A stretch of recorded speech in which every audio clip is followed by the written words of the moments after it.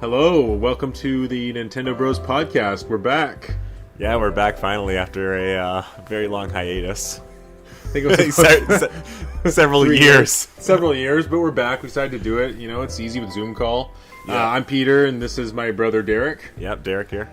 And we play video games. So if you like podcasts that have to do with video games, yeah, and maybe more specifically Nintendo, but we're covering everything, listen in. It's a fun time, and let us know what you think. Yeah, exactly. Be sure to comment and let us know what you want us to discuss in future episodes. Today, we're talking about our favorite 3 video game consoles ever. Yes. So we kind of I asked Derek to choose his 3 favorite console/handhelds, and I've chosen my 3, and we'll just, dive in, see what that's all about. In the true spirit of me, I have not prepped at all, so I'm going to kind of, wing this and see how it goes, and I'm sure Peter has done thorough research on games for each console. I put great thought into this, right? I have a whole chart in front of me, everything. Yeah, exactly.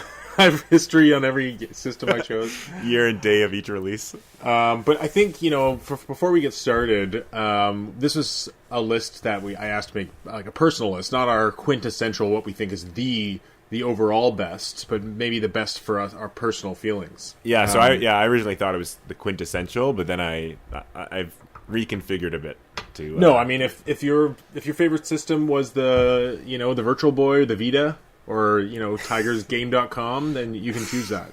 Everything is allowed here. Everything is allowed here. I gotta say, for me, it was very hard to choose my top 3. Mine was pretty easy if I really think about it. If consoles, I just haven't played as many, but I think putting them in an order was a bit harder for me. But I think I can get top 3 pretty easily. Well, I had to juggle a couple around and had to go through relive some childhood trauma to get a list here. Yeah. So, without any further ado, what is your number 3 favorite console? So my number 3 favorite console is going to be the PS2, PlayStation 2. I think people know what PS2 is. Okay? Well, you're the one that told them that we like video games and our name's Nintendo Bros Podcast. Yeah, that's why you're the trader. Okay, go on. Tell us about it. So yeah, I would say the PS2. It was my first system that I actually got myself, first console. I remember it was my 10th or 11th birthday, and opening that present and finding out that I would get the PS2. And I'm just thinking back on all the kind of things that brought to me and what I enjoyed. So one, I had a DVD player in my room, which is really kind of cool back then, is to be a 11-year-old with a DVD player. Did you watch a lot of DVDs in your room? I watched some because I know we had a pretty extensive collection of DVDs, and I watched some, so it was nice to be able to pull them out and watch them time to time. Not as much as probably a lot of people that owned a PS2 used their PS2 for. But and it was your first console ever that you had for yourself, right? My first, my console, as opposed to sharing with you or whoever. Yeah, so yeah. And then I also, just thinking back to the games, like the amount of games that it had were just awesome. So it had, we're talking SSX, it had Devil May Cry, it had PsyOps, which is a game that not many people know about, but it's one of my favorite games. PsyOps, Final Fantasy X, Soul Calibur 2. The list kind of just goes on and on. There's such a diverse list. Well, for me, the big ones, I remember playing games on your PS2 quite a bit. I love the Metal Gear Solid 2 and 3. Yeah, it's funny, like, those Silent are like... Hill as well. Silent Hill. Konami was on fire back then. Silent Hill 2 and 3 were great. It's funny because, like, the games that you've played are probably not the games that I played. Like, I never in my life have ever played a Silent Hill game. So that's like one of those franchises that I'd like to play. So hopefully they bring them back. Whoever's listening. So what were some of your best moments with the PS2, be it games or memories? Yeah, so I remember. I have a few. So one of them is playing Killzone online, because I remember somehow I got Ethernet or something working online in my room, and I remember, like, for the first time playing online in that game, and it worked way better than I thought it would. And I remember playing for a couple hours, just be like, wow, this is crazy that I'm playing with 16 other people or 8 other people or however many it was. Another one was playing Soul Calibur 2 for like hours on end. With my friend, just going non-stop game after game after game. And online? Not online for Soul Calibur 2. Like, my friend would come over and we would just play Soul Calibur 2 all the time. Okay. But Yeah, those two, and I think for a single player game, like again, there's so many to choose from. Is probably Psyops is the one I always bring up in all those kind of forums of like, one of those overlooked games or forgotten gems. I always say Psyops, and Psyops is like a third person shooter. It's very similar to Control that's come out in the past year or so. By I think Remedy. Remedy made Control, but Psyops is a very similar kind of idea. It came out in the PS2. And it's made by Midway. Yeah. Okay. Yeah. Midway. So, again, I haven't done my research, so thanks for clarifying. But basically, you're a soldier, and you have all the guns, kind of normal third-person shooter. But you also have a lot of ragdoll physics like telekinesis, where you can throw things, pick up enemies, throw them. And then you have pyrokinetics. I remember Psyops. Psyops was very cool. Yeah, I loved that game. So I wish they kind of kept that franchise, because it was kind of again, since I didn't have my own 64 or whatever, it was kind of that Perfect Dark kind of Time Splitters feel for me. So I kind of like that. I wish they kind of kept that going.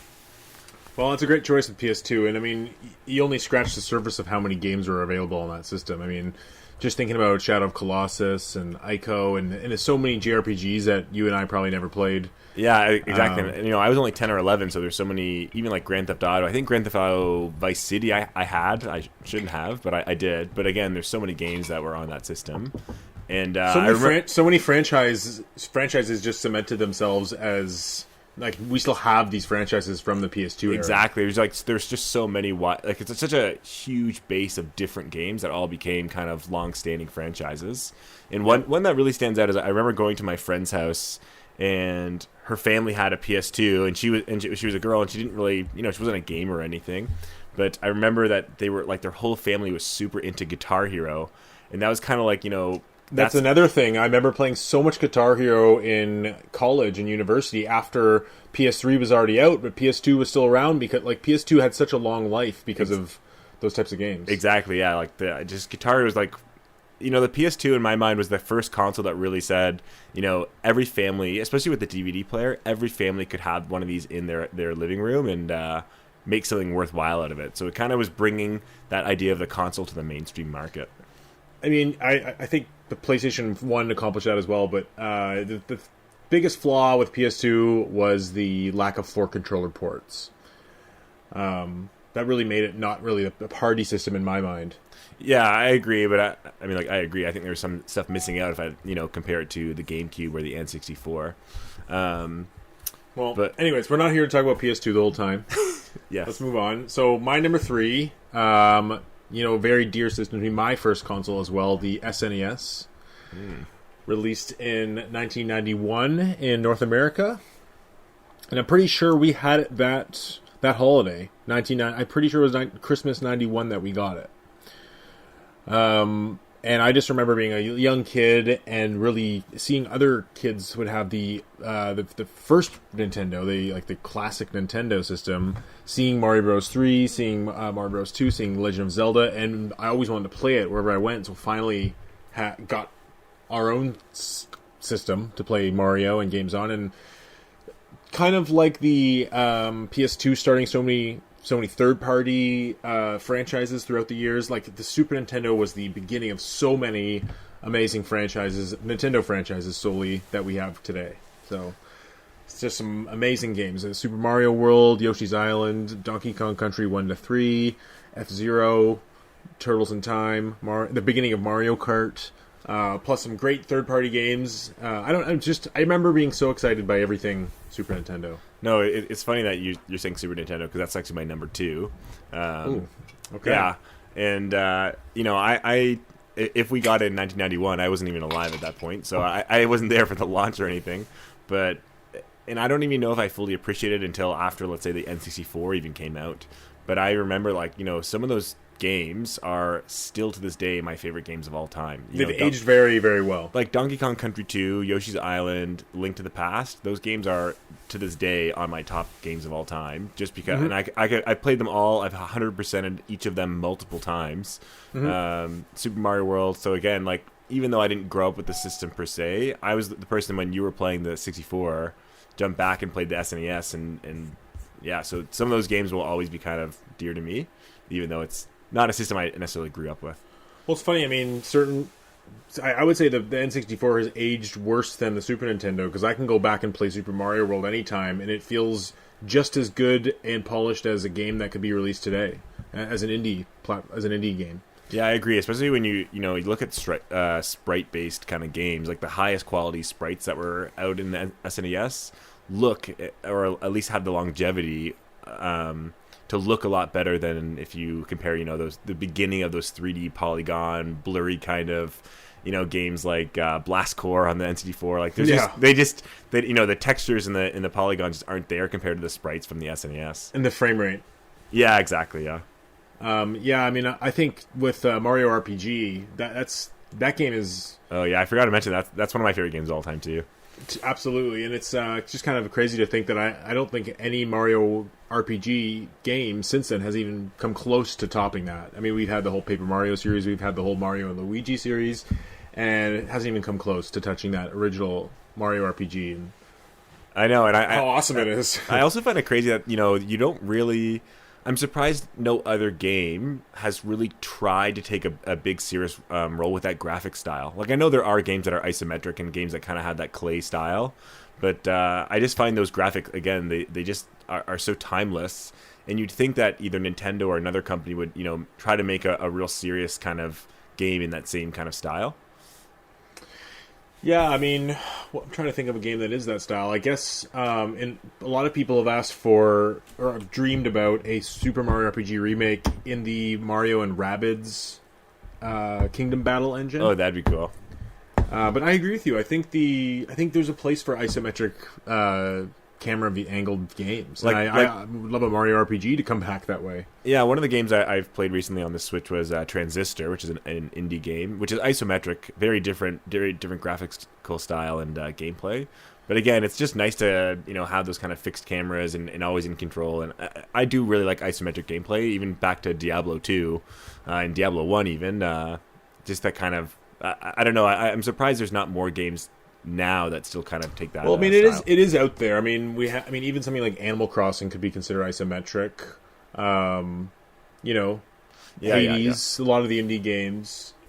But yeah, certainly there's not, the bigger games don't really use that kind of style. But I think it'd be great. I mean, I guess something like a link to the past, or Link's Awakening, like the remake. I mean, that's clearly isometric. Mm-hmm. I mean, Luigi's Mansion 3 could be considered isometric. Fire Emblem. But Fire Emblem, I guess. It's like a top-down... I mean, even something like Octopath Traveler would be considered isometric, right? Yeah, I know what you're saying. I just mean, not so much the... I don't know if it's how to describe the same way. Paper Mario, the new one. I mean, all the Paper Marios have been isometric angles. Where to me, I interpret that as a way to not be able to move the camera. It's not two-dimensional, but you can't move the camera, and you're looking kind of like at a 45-degree angle down at the ground. Yeah. Where there's four I don't know how to explain. Like 4 directions. Yeah, fixed camera, I think, is kind of a big thing for me.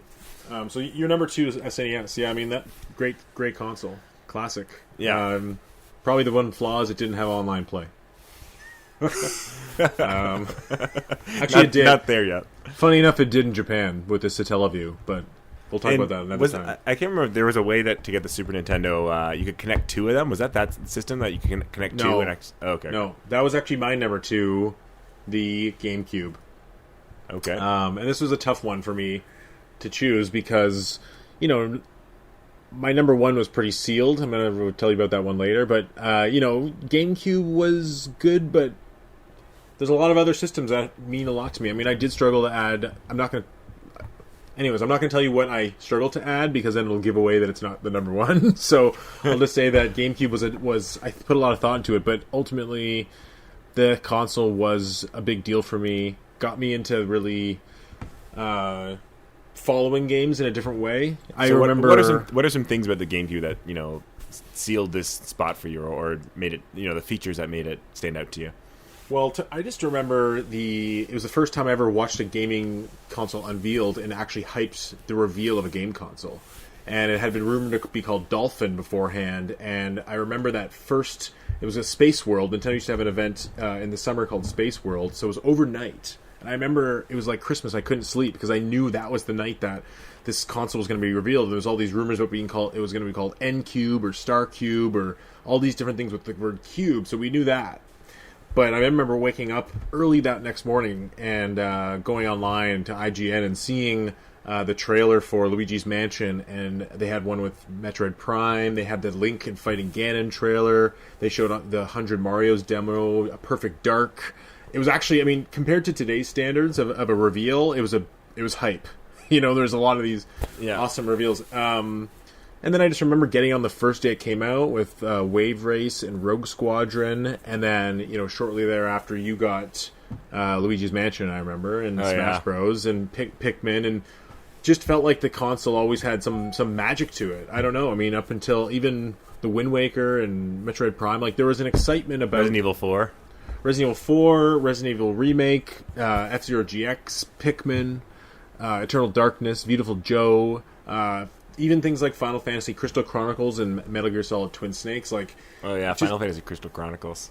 It has a lot of games that you can't get anywhere but GameCube today. So it has even a lot of those PS2 games you love have been remade or re-released in collections later on, but the GameCube still kind of has a lot of these games, I want to say, trapped on it, where you need a GameCube to play it, but just a very special system, great controller, and I just remember when PS2 and Xbox were kind of the big deal back then. The GameCube was its own special place, and if you wanted games that were smoother and 60 frames a second and had less load times, you'd go to the GameCube. And you wanted games that were a little more quirky and perhaps a bit more polished, you'd go to the GameCube. No, yeah, I agree, and I think a lot of those games that you mentioned are franchises, but I would say some of the GameCube holds probably some of the best games of each of those franchises. Again, if I go back to Resident Evil 4 or Metroid Prime, like those are kind of the crowning game in the franchise, and a lot of them are on GameCube. And it's funny that you mentioned Wave Race, because that game always sticks out to me, because when people think about Wave Race, they often think about the N64 version. Yeah, no one mentions Blue Storm. It's a great but the GameCube version's a great game, exactly. And F-Zero GX, I agree, is also a phenomenal game.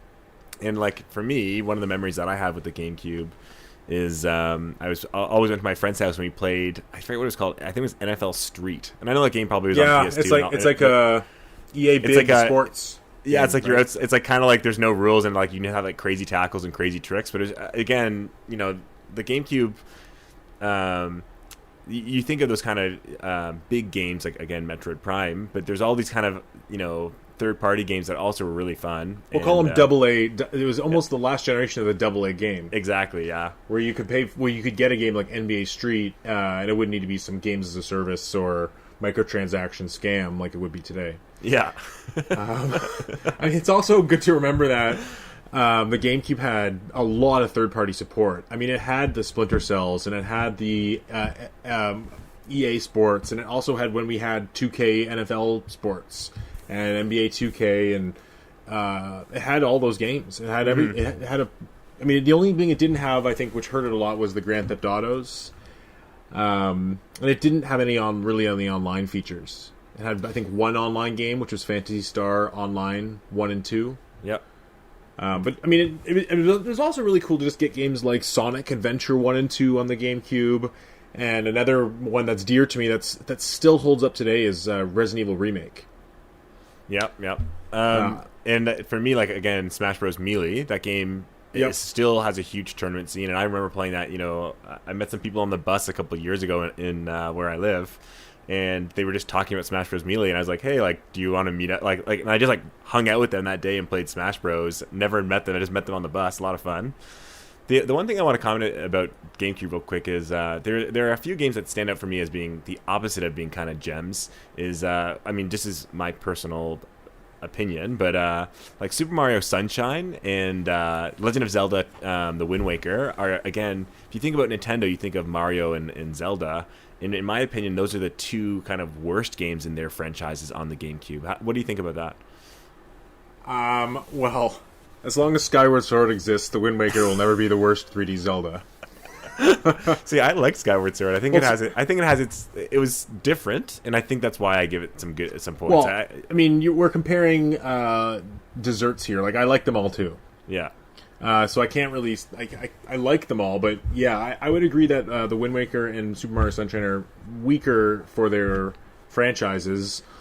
Although both of them were rushed to completion because the GameCube sales were slogging behind, and Nintendo had gotten quite desperate to sell it. I mean, at one point, early in the console's life, it went to $99, the whole system. Wow. So they did rush Mario and Zelda for release, and you can really tell when you play those games that the endings are short and that they don't have the second half of the game is not as strong. I will say, I've replayed Sunshine with the 3D All Stars, and yeah, me too. That was my first time actually playing it. The Wind Waker HD as well back on Wii U. They're still good games. They're good. Yeah, they're good. But when I think of Mario and Zelda, I think of every game is a 9 or 9.5 out of 10, and to me those games are maybe solid 8s. They're I mean, I guess the way it's weird because yes, when I think about other Mario games like Galaxy and 64 and even Odyssey, they're just so much better. Even the 3D World are so much better than Sunshine. However, when I think about anything on PS2 or Xbox that would fall into the platformer/adventure category, nothing even comes close to Sunshine. Oh, I think Ratchet and Clank is a pretty good. Ratchet and Clank on PS2 was awesome. That's one of my favorite franchises. I mean, I've played that, but to me, Ratchet and Clank still falls into that kind of linear action platformer. RPG. Yeah. I never quite feel like there's a hub and a world and a place in the same sense that Sandbox Mario does. Yeah, that's fair. I would argue that maybe Jak and Daxter does, but Jak and Daxter is a great PS2 game, but it just doesn't even come close to the controls or even just little things like animation and the way you can triple jump and then grab a ledge and bounce off a wall, and it just doesn't feel the same. So I still love those games. Yeah, I'm not trying to throw them under the bus there. I'm just saying, again, in the overall franchise, to me, those are some of the weaker entries. But again, when you look at Smash Bros, Metroid Prime, Paper Mario, even Twilight Princess came out on the GameCube. Mario Kart Double Dash isn't a game I hadn't played very much, but I think it's great. So I think just for me, Zelda, Wind Waker and Sunshine again aren't bad games. They're just weaker kind of. If I was going to list all the great games on the GameCube, I wouldn't list those first. Basically. Well, yeah, that's a good point. Where other consoles, Super Nintendo, be it Super Nintendo, N64, even Switch or the Wii. Yeah, the first games you're going to mention are usually the peak tentpole release of Mario, a 3D Mario or a 3D Zelda. Where GameCube, to me, the first thing I mention is Metroid Prime, Prime 2, Resident Evil 4, Pikmin. Yeah. So I wish we had. I guess maybe one of the reasons I hold GameCube so dear is that I wish we had the secondary slate of games of Nintendo franchise being treated as strongly as they were then. They don't really release a. I mean, think of it. We got 2 Pikmins. We got 2 Metroid Primes. We got an F-Zero. We got 2 different Star Fox games. We got a Fire Emblem too. Actually, it's one of the only Fire Emblems I've never played. A Paper Mario that had a good battle system. Mm-hmm. So yeah, they really tried. I mean, we also had an exclusive Final Fantasy. Crystal Chronicles? Crystal Chronicles, which, I mean, it's divisive, but I really love it. I don't know if I would call that a Final Fantasy game. It's an offshoot in my mind. Fair. But I mean, yeah, GameCube was just a system where even risks were Super taken. Super Mario Strikers, I'm just looking through the list. Star Fox Adventures is okay, but even, do you remember the game Kirby Air Ride? I loved it. Sakurai made that game. Yeah. So yeah, a lot of good Tales of Symphonia. That's a great game. Tales of Symphonia. There's a lot of good B tier GameCube games. Mm-hmm. No, I agree. So there's always yep. Even Mario Baseball was a good one. You remember that one? I never played Mario Baseball. I remember. Again, I'm looking. Beautiful Joe. Yeah, there's a lot of games, but I think we should move on and kind of talk about our number ones now. Okay, get to the real stuff. Yeah. Okay. Well, what's your number one? Tell me about it. My number one, again, I'm sure many people are going to complain about why the PS2 and the SNES should definitely beat this, but my number one is the Wii. Wow. Yeah. Again, I think, and I'm betting yours is going to be maybe the N64, and the N64 should probably be on my list, but again, I didn't own the N64. I didn't grow up with it, and most of that time was you playing it. I didn't really even play most of the N64 titles when they were on N64. I played them as 3DS or DS remakes, or on the virtual console, things like that. So for me, the Wii. spoiler, N64 is not my number one, and when considering it for my list, it's a very small handful of games I still hold dear from that system. So even though I'm surprised, I like the moment you said GameCube was your number 2, I thought instantly N64 was your number 1. I struggled to make N64 even number 3 or 2 because it just, I mean, after Mario 64 and Ocarina and Majora's, it's only a small handful of games I really, really hold dear. GoldenEye, Smash Bros. Yeah. Anyways, tell me about Wii, because to me Wii is not my number 1. It's not on my list at all. So tell me. So the Wii is the first console that I purchased myself. So again, I think kind of with you when you saw the GameCube being unveiled, I remember for the Wii I waited in line at like 5 a.m. to get the pre-order. And then I waited in line again to get the game, when it came out day one, and Twilight Princess, and playing on a big screen Twilight Princess on day one. And for me, that system, the games became cheap pretty quickly. There were so many games, and I have a huge collection of probably 80 Wii games. And I think a few reasons I really like the Wii is. You talked about these kind of AA games, and I'm not sure they necessarily came back in the regard you're kind of talking, but the Wii had games that were good, and they didn't have necessarily every 10 out of 10 game, but there were so many games that were just fun to play. I remember, like, for example, Boom Blocks. I think it was Steven Spielberg produced it, right? Or Yep, that was a good one. But to me, that game was like, is it one of the best games that are going to win Game of the Year? No, but I remember playing hours and hours of that game with my friends. My first Call of Duty, as silly as it sounds, was on the Wii, and I think the motion controls of that system made it a lot of fun. Like Red Steel, the first one, not even the second one, Red Steel 1.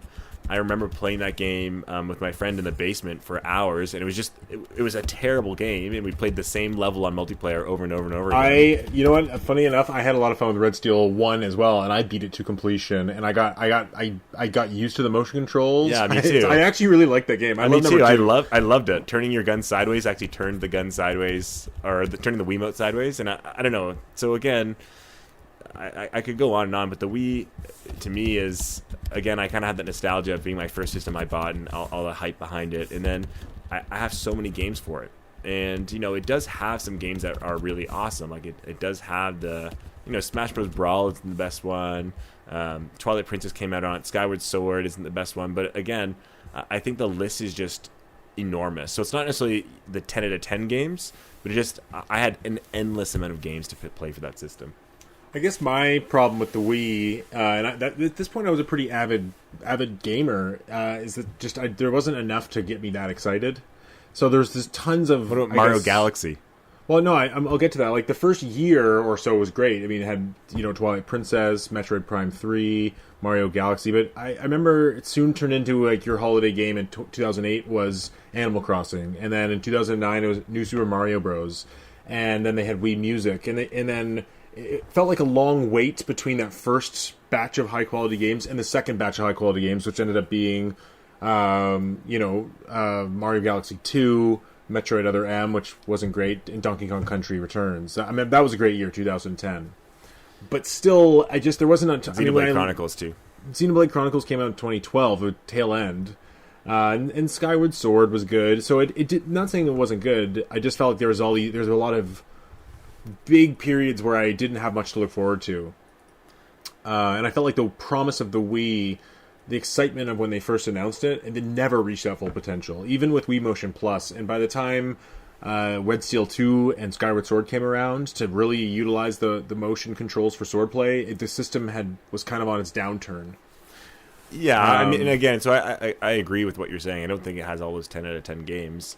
But I even know, if we go back to the game, Wii Sports, I remember, again, no one can look at that game and say that's a phenomenal game, but it is really, really fun to play with your friends. This is kind of the time when I was, finishing up high school and starting college, and the Wii was one of those systems you could pull out at, a small gathering with, over drinks with friends, and you'd all just play Wii bowling for hours or whatever it is, and that's the kind of fun about it.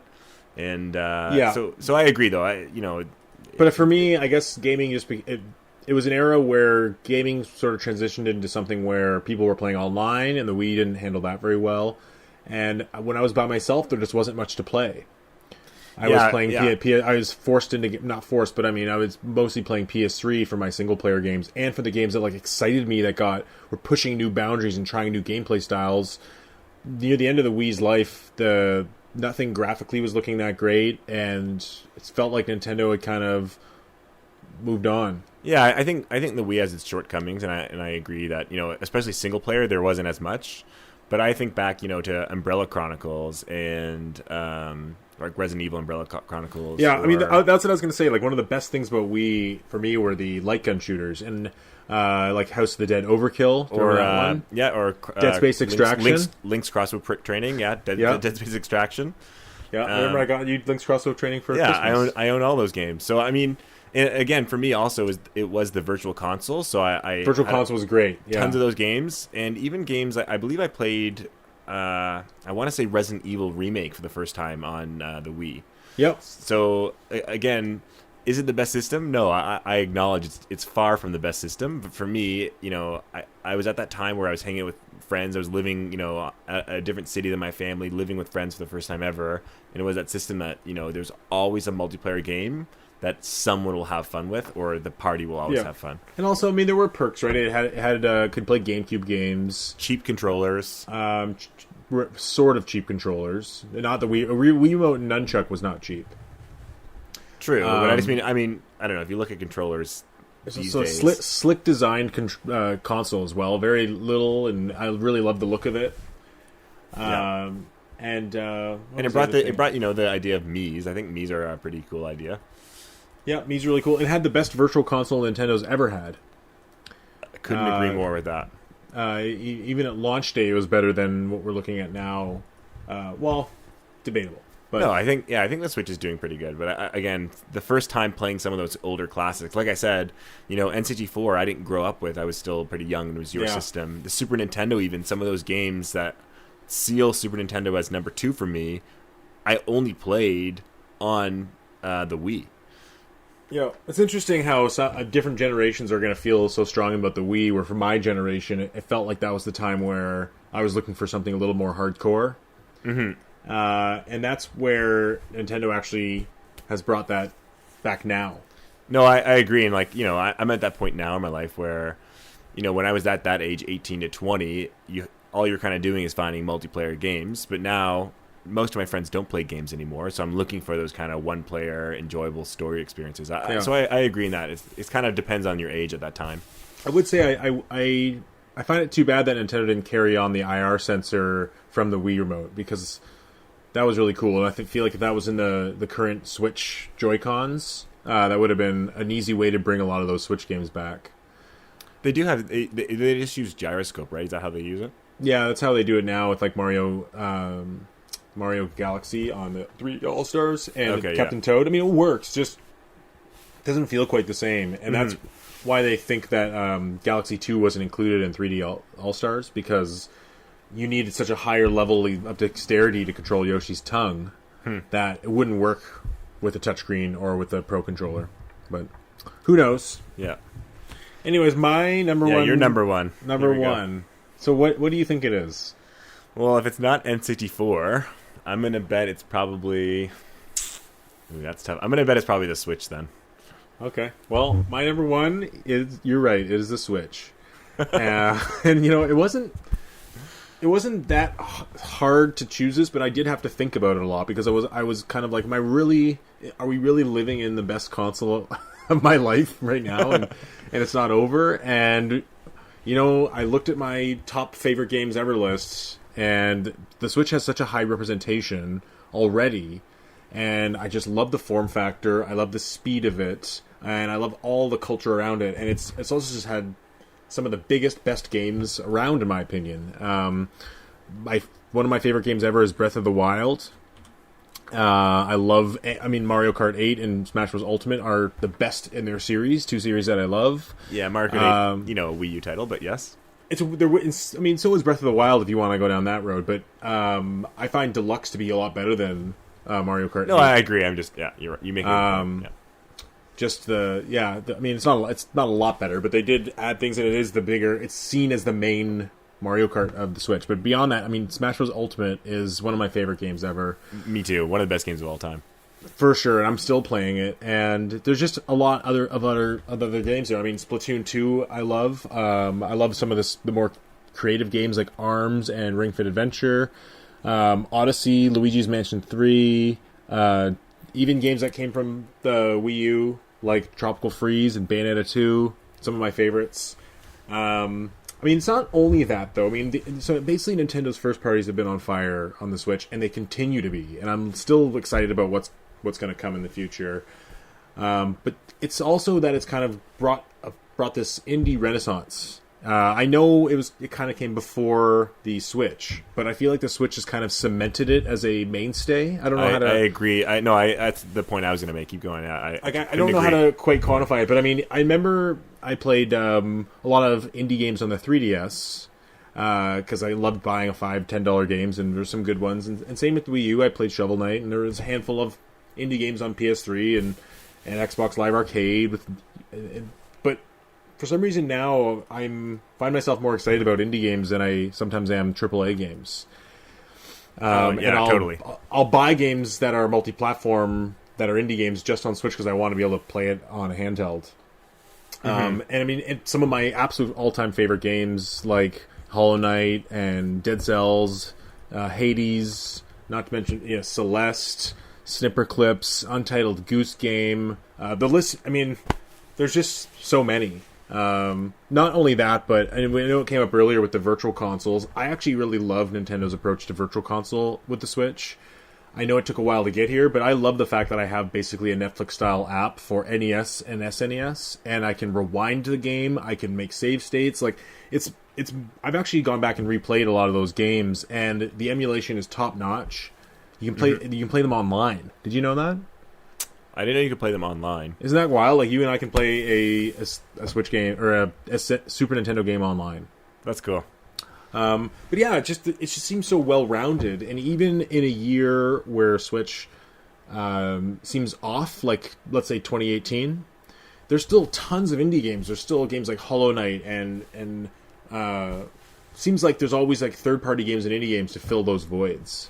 No, yeah, I agree completely. I think for me, you kind of nailed it on the head with the indie. Like, to me, my Switch is an indie machine, and my collection is, basically all indie games, whether it's Celeste, Hollow Knight, even the games that are multi-platform, like Overcooked 2. Yep, I forgot to mention those. Love them. Lovers in a Dangerous Space-Time. Like, there's just so many games that kind of... again, I like that the words you said, the indie renaissance. I think the Switch kind of, with its portability and being able to play on the screen, it kind of just lends itself so easily to the kind of the indie genre. The one thing that really made it not my top 3 is, you're going to probably be angry with me about this, but besides for Smash Bros. Ultimate, I find kind of all the main, and maybe Mario Kart 8 Deluxe, of course, but kind of those main games that have come out aren't my favorite in this series. Not that any of them are bad games at all. Breath of the Wild? Breath of the Wild is not my favorite. I love Breath of the Wild. I think it's a great game, but it's not what I'm looking for in a Zelda game. Like, I think all those games are great. I just don't think any of them hit the mark I was looking for. So Breath of the Wild kind of missed its mark. I didn't even play Pokemon Sword and Shield. Breath of the Wild missed its mark, he says. No, I think so. Don't get me wrong. I think it's a great game. But I'm looking for the 7 or 8 dungeons, getting items, upgrades. That's the kind of Zelda I enjoy. So it's not that I didn't like the game; it just wasn't the Zelda I enjoy.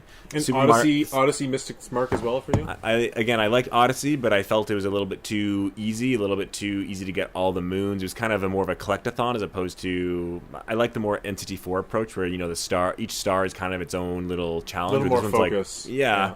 And I think, again, I never played Pokemon Sword and Shield, but that's a hard pass because it looks like garbage. Luigi's Mansion 3, it was really good. Again, my favorite Luigi's Mansion. See, I like Luigi's Mansion 1 still more. Splatoon 2, I just never got into. Super Mario Maker 2 was kind of a miss for me. You know what's funny? I mean, you say it's a miss, but for me, I've put over 30 hours into it. I did end up playing it a lot. Like, I don't need to play some game for 500 hours to consider it a success. No, yeah, I agree. But even like Fire Emblem, one of my favorite series, I think Three Houses is a great game. Still didn't quite hit the nail. Not as good as Awakening? honestly, I liked Awakening more. Everyone that's going to listen to this is going to be angry at me for saying that because most people don't like Awakening. But I liked it more. I liked Awakening more. But again, if I go back to my indies, I'm looking right here. It says Stardew Valley. Stardew Valley, I have 90 hours on the Switch. That's one of my most played games on the Switch. Yeah. And Hollow Knight, one of my most played games on the Switch. So Cuphead, one of my most played games on the Switch. Yep, I played a lot of Cuphead. Yeah, and I played Ori on the computer, but I know you played Ori 1 and 2 1 on the Switch. And is 2 on the Switch too, right? Yep. Yeah, okay, so again, I'm not saying any of those games are bad by any means. I know they're all phenomenal games. Also, you know what? We got to give a shout out to Tetris 99 and Super Mario 35, which are two Battle Royale very cool games, which are awesome, and they're free with the Nintendo World Online. Yeah, so again, I'm not saying any of those games are bad by any means, but that's the reason it didn't make it in the top 3 for me. Is I don't look back on any of those and say they're in my game of all time list. I look back at the indies and say those indies are on my games of all time list. So it's kind of a very different perspective. Yeah. Well, yeah. For me, I guess I just saw that. And another factor I'd like to give a shout out is it's brought back not just with Virtual Console, but a lot of other classic games. Good word. Brought back, brung back. So I mean, just getting Turok 1 and 2. Star Wars Racer. I just got the Duke Nukem 20th Anniversary Collection. Star Wars Jedi Knight. It's been a great place to go back, or even games like Resident Evil 4 and older Resident Evils. Yeah, and even Final Fantasy 7, 8, 9, 10, 12. Like, no, yeah, and you even brought up Donkey Kong, or sorry, not SNES and NES games, but even like having Donkey Kong Country 2 and being able to sit and kind of play it in a portable way is just awesome to me. I think that's such a cool idea. So exactly. I mean, you can say like your favorite Mario is not on the system, but at the same time, I have a handheld that plays the best version of Odyssey, 64, Sunshine. Super Mario RPG is on there. Like, no, it's not. Is it not in the SNES? No, it's not. That's one that hasn't been included yet. Oh, I thought it was recently. Oh, hopefully it will be soon. But I just mean in that sense, and we do like there's so many. There's access to all these Mario games on Switch, so it's got a massive collection, and it does for me. I mean, I know I'm probably in the minority here, but I do really look forward to the AAA games coming out for Switch, even though they just seem to never announce them. I agree, and I'm still buying them, but some of the games are still remakes of games I've already owned on the Wii U, and some of them, like I said, are just not the top notch for me. So, like, I'll be honest, like right now, my Switch is honestly collecting dust. Besides the indie games that I pick up and play with my friends or on my own.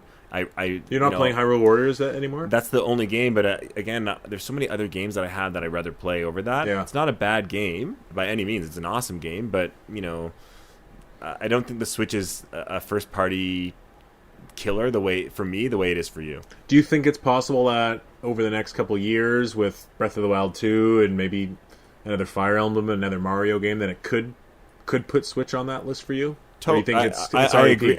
I think it definitely can, because there's so many games that are phenomenal. They might not be my favorite, but if Breath of the Wild 2 hits its mark and they bring a Mario Golf, Fire Emblem again, kind of hopefully goes a little bit more into the strategy, less into the kind of anime stuff.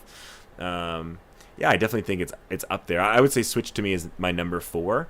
So I think it definitely could. Yeah, I think it's definitely up there. I just think, again, when I think about my games of all time, it doesn't have many of those from the Switch. Okay. Well, my number 4, funny enough, was the 3DS. Oh. I thought we were talking about consoles. That's why I... Oh.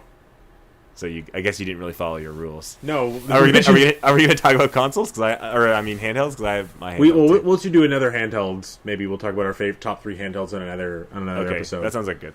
But that's interesting. I mean, I as far as the Switch goes, I'm not sure if it's peaked yet or where it is. I don't think it has. I think we're just about to enter our, let's call it the Wii's 2010, when Nintendo's developers are all firing on first-party cylinders. And we're going to get a second back half of this console with a lot of strong games. Yeah, I mean, I think, we don't know what's coming out. There's rumors, but there's not a lot of announced. But again, with COVID and stuff, there's...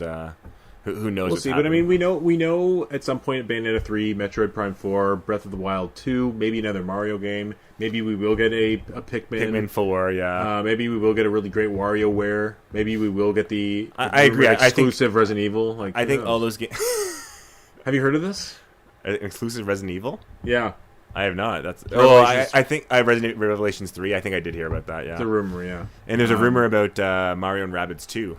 Yeah, and maybe we'll get a great Star Fox game. Yeah, and a great Pikmin 4 and all. I think there's all that potential, but again, I'm waiting for the receipts. I'm waiting for it to for us those games to actually come out. And you're right, Breath of the Wild 2 will be awesome. Bayonetta 3, Metroid Prime 4. Who knows what's happening with that? I bet it won't come out till the Switch 2. To be honest, I think it'll hit the Switch when the Switch Pro is out. Yeah, we'll see. But we'll talk about that another time. Yeah. So okay, with that said, that's our top 3 consoles. Now we do a little segment called "What Are You Playing?" Mm-hmm. So you want to go first? Sure, I'll go first. Yeah. So I've been playing a game called. Actually, picked up a game the other night called A Short Hike. On Switch. Yeah, that's the you're a bird, right? And you fly. You can fly. Yep, and I gotta say, one of the best gaming experiences I've ever had. It takes you about maybe 3 hours to beat the whole game, but it looks like you're playing a Game Boy Advance game that's somehow open world. Mm-hmm. And it's just, have you ever played the game Grow Home? I don't believe so. Let me just double check. It was one of those No, games, I have not played Grow Home. I know of it, though. It's got a simple graphical style, but the level of freedom it gives you is like breathtaking because you can climb so high up. Like people get vertigo playing Grow Home. So I felt a similar feeling with A Short Hike, where you start off as this bird and you're trying to like find a way to climb a little higher up until you can get more feathers, and the feathers allow you to flap your wings. And by the end of the game, you have so many flaps you can fly around freely.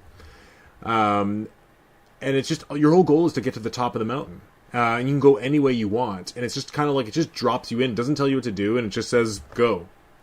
And just between the music and like when you get to the top, you can like fly all the way down. It's exhilarating. So for $10, and I used $5 of the coins, A Short Hike I can't recommend it enough. It's great. It's a great like bite-sized game, but it's a really fun gameplay loop. And there's some, if you want, you can explore a little bit. It still won't take up too much time, but you can explore and find kind of NPCs also climbing up the mountain. That's cool. And there's some hilarious dialogue. For example, there's one guy you play kind of like a volleyball game with, where you have to hit a ball back and forth like a mini game to collect a feather. And when you win, he also gives you his hat, and your character says, "No, I can't accept this hat." And he says, "It's okay, my family's rich." And so you take the hat. So there's all these kind of really funny short interactions, and like I said, for a cheap game, I can't recommend it enough. It's going to be on my Game of the Year list. Wow. Okay, yeah, I'll definitely add it to my list of games to check out. Again, I have so many indies I haven't even, tried. I want to get Hades, and I think Little Nightmares 2 looks really cool. So I want to play Little Nightmares 1 and 2. Me too, yeah. I didn't even know those games until recently, but yeah, Short Hike was definitely on my list of interest. It just, only so much money, and there's so many indie games, again, on the Switch that I want to play, so I'll definitely get around to it. What's something you've been playing? So there's mainly 2 games, maybe 3 if we're going to count computer games that I've been playing. The first one would be on the Switch. I've been playing a lot of Overcooked 2.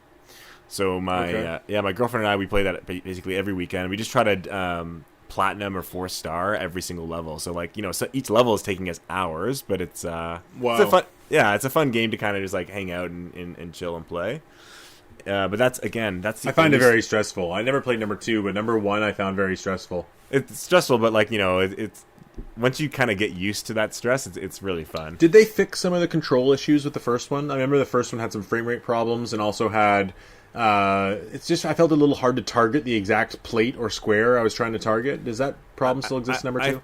I think it's just partially like the franticness of the game and how fast you're trying to go. I don't really have that issue. I think it's kind of you get over it. You get the knack for it. Yeah. Okay. But like I said, that's really the only Switch game I'm playing. I'll probably go back to Age of Calamity eventually. I just finished on the PS5. Yeah, I have the PS5. Shadow of the Tomb Raider, which is a PS4 game. Okay. It's okay, mediocre. And then on the PC, I'm playing beautiful graphics, though, I'm sure. Oh, it's awesome, especially on the PS5. You have really smooth frame rate. Everything looks great. But after playing something like Last of Us 2, would I be impressed by Shadow of the Tomb Raider? You wouldn't be impressed per se, but you would enjoy it in a sense where it's like, this is an enjoyable, fun ride. In my opinion, Shadow of the Tomb Raider is the worst of the 3 in the trilogy for several reasons. So if you're going to play any of them, I would suggest the first one and then maybe go into the second. The third one, you could definitely pass. It's fun, but it's like a 7.5, maybe squeaks into an 8, maybe. Okay, squeaks into an 8, okay. Yeah, maybe. And the last game I've been playing a lot of is on the computer is Heroes of the Storm, which is a Blizzard game. It's like an online MOBA. So just playing that with a bunch of friends. So you support Blizzard even though they don't support Hong Kong? That game's free to play, and I don't spend a single dollar on it. So I'm not sure if I'm just teasing. And I also I'm playing a lot of chess. So if we're allowing that as a game, but as long as it's a video game chess. It is. It's on the computer, so. Okay. Another game I'll recommend that I'm about 60% through is Cyber Ninja. Oh, yeah, you mentioned that, yeah. Sorry, Cyber Shadow it's called. But I want to call it Cyber Ninja because it's just that. Aren't they the ones that made Shovel Knight? Well, it's published by Yacht Club Games, who did make Shovel Knight, but I think it's a different developer that developed it. Okay. But it has a lot of the same sensibilities of Shovel Knight. And the reason I love this game is a lot of the same reasons I love Shovel Knight, is it feels like a game that's from the past, but like it would have been like the 12 out of 10 amazing game from the past that, like, you know what I mean? If this game had come out in the 80s, like its graphical style implies, it would have been remembered today and playable today as this amazing game. So it's kind of this weird, it's like this weird time jump. You know what I mean? Mm-hmm. Almost like how you're watching, like, sometimes they make, like, a 70s movie, but, like, a 70s style movie now. It's got that same vibe. But it's just really tight gameplay. And it's just one of those games where it's made with modern sensibilities. For those that don't know the game, how would you compare it? Like, give us a game it's similar to that people would know. It's like Ninja Gaiden. Like Ninja Gaiden, the old ones. Like the old ones, except not quite as difficult. Okay. You still feel like a badass, but, I mean, it's very limited moveset, and the graphical style looks like it's from the NES. Is it like that era? Is it open world? Is it kind of like, Metroid styles? Or no, more like entirely linear. So you're basically going through 10 levels. Think of it like Mega Man. A little bit like Mega Man, but Ninja Gaiden was like this as well. Okay. But yeah, I guess like Mega Man. Some of the environments and like the robotic enemies are very much like Mega Man. Mm-hmm. It's got a fun kind of little story developing throughout, as like you're a futuristic ninja who's been brought back to life to avenge the crazy doctor. I'm just really enjoying it. I'm really sucked in by it, and it's just I'm not the best gamer in the world, but I'm finding it's not overly difficult for me, but it's still difficult in that kind of classic 2D platformer way, but not so difficult that you put it down. It destroys me. Yeah. Cool. Okay, and now I guess we'll go into our last segment here of what do you... These are brand new segments for our listeners. We're going to just try to do these segments every episode. But what are you looking forward to? Like, choose one game that coming out in the next little while, that coming out in the future, anytime, that you're most looking forward to. Ooh, you dropped me on the spot. Why don't you go first while I do a little thinking? Okay, well, I'm actually looking forward to Super Mario 3D All-Star... Sorry, 3D World plus Bowser's Fury. Okay, comes out, just to date our episode here, it comes out tonight at midnight. Oh. And for all intents and purposes, it's a brand new 3D Mario. And I'm just really excited to jump into a 3D Mario that has like one big open world. I've always kind of dreamed about that. Mm-hmm. Like a Breath of the Wild style Mario. And I heard the music's really great, and I love that like metal version of the Bowser metal anthem. So I'm very excited to jump into that. Okay, that's a good answer. For me, I'm just looking at some games that I'm looking forward to. I think the one that really stands out that's coming out next month is It Takes Two, that indie game. The EA one, right? Yeah, it's the EA one, but by the guy that made A Way Out. It looks I never played A Way Out. Me neither. It's a game I really want to play, but it's like really expensive. I know you can get a DLC, but I am a collector, so it's expensive to buy. But yeah, It Takes Two. It just looks kind of fun. It's a co-op game online and split screen. Kind of a cool idea. Kind of a good take on a fun game that's not violent or whatever, but looks kind of interesting. So yeah, I'm looking forward to that. I thought that looked great. Yeah, to me that's a day one. And there's some other games that are coming out in a couple of months, but we can get to those later. Yeah, It Takes Two looks great. It looks like a true, a true co-op game made from the ground up to be played with 2 players. Doesn't look like you can even play with 1 player. No, yeah, that's what I mean. And I know A Way Out, the game that was made by the same company before, that game is like really, really cool co-op where one person, for example, is in a cutscene, and in the cutscene, the other player is actually like, moving around. In the cutscene of the one screen, you can see the other person moving around behind you. So it's kind of cool in that sense. So I'm sure they'll do some really cool stuff with It Takes Two as well. Wow, I got to check out A Way Out because I've always said that I've wanted more co-op games. Yeah, that's again, if you want someone to play with, I'm definitely interested in playing that. So, and just so our listeners know, neither of these games are available on Nintendo consoles. Yes, sorry. Yeah, I mean, we said we were going to talk about other stuff. I'm sure I'll have Nintendo games to talk about, but that game I'm just looking forward to. So, yeah. Well, with that, we're out of time. That's our hour. Thanks, Derek, for coming on. Yeah, no problem. Thanks. And thanks to our listeners. If you like that, please, follow, subscribe, all that kind of stuff, and stay tuned for more episodes. Yep. Take care. All right. See you later.